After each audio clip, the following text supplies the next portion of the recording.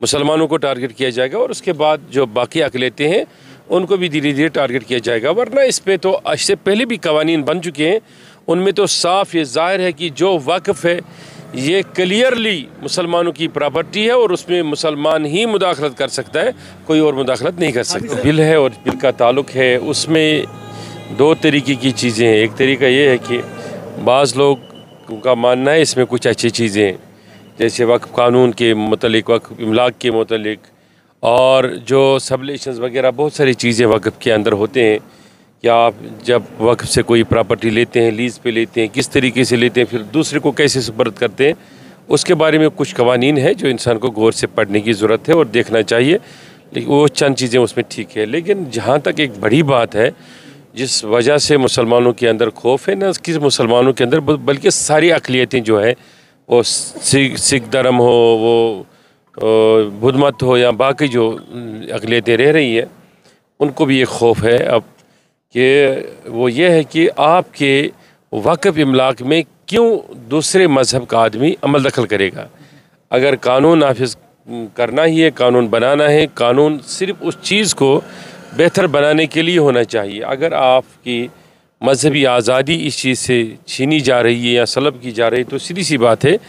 آپ اپنی ٹانگوں پہ کھڑا ہو کے اپنے مذہب کا دفاع کریں گے اور کر سکتے ہیں۔ یہی جمہوریت کا حسن ہے۔ رہی بات کہ اس میں ایسا ہے کیا، وہ یہ ہے کہ سیدھی سی بات ہے اگر اس میں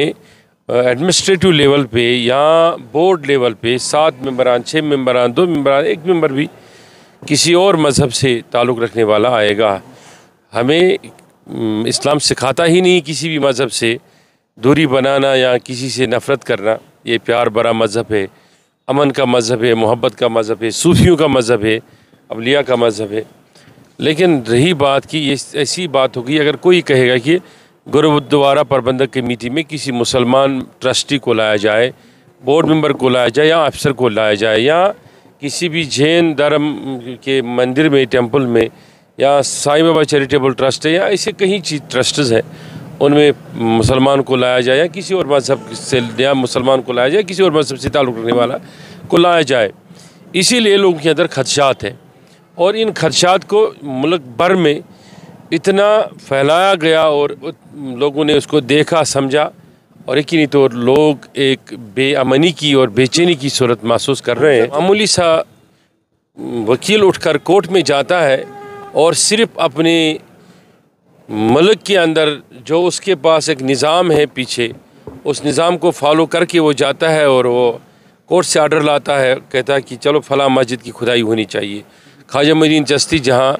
جو ایک آستھا کا مرکز ہے، نہ صرف مسلمانوں کے لیے بلکہ ہندوؤں کے لیے بھی، سب مذاہب کے لیے اس کی سروے کی جا رہی ہے۔ تو اس طریقے سے میں سمجھتا ہوں کہ ایک لمبا لسٹ ہے، فہرست ہے، میں ہی نہیں سمجھتا ہوں بلکہ پورے ملک کا ہر ایک مسلمان، ہر ایک اقلیت میں رہنے والا، یہ ضروری نہیں خالی مسلمان، یہ باضابطہ طور پر محسوس کر رہا ہے کہ مجھ سے میری آئیڈینٹی، مجھ سے میری شناخت، مجھ سے میرا مذہب، مجھ سے میرا چین، مجھ سے میری جب شناخت ہی چھینی جا رہی تو زندگی کا کیا مقصد رہتا ہے اس کے پاس۔ تو اسی لیے لوگ اس کو بڑے بے چینی سے محسوس کر رہے ہیں اور دیکھ رہے ہیں، اور سرکار پہ نظریں جمی ہوئی ہیں کہ ہندوستان میں یہ انڈونیشیا کے بعد سب سے بڑی پاپولیشن ہے جو ہے مسلمانوں کی، وہ ہندوستان میں ہے، اس ملک میں، ہمارے ملک میں ہے۔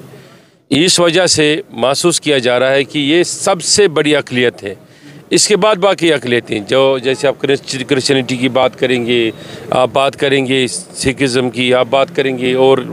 جتنے مذاہب ہیں،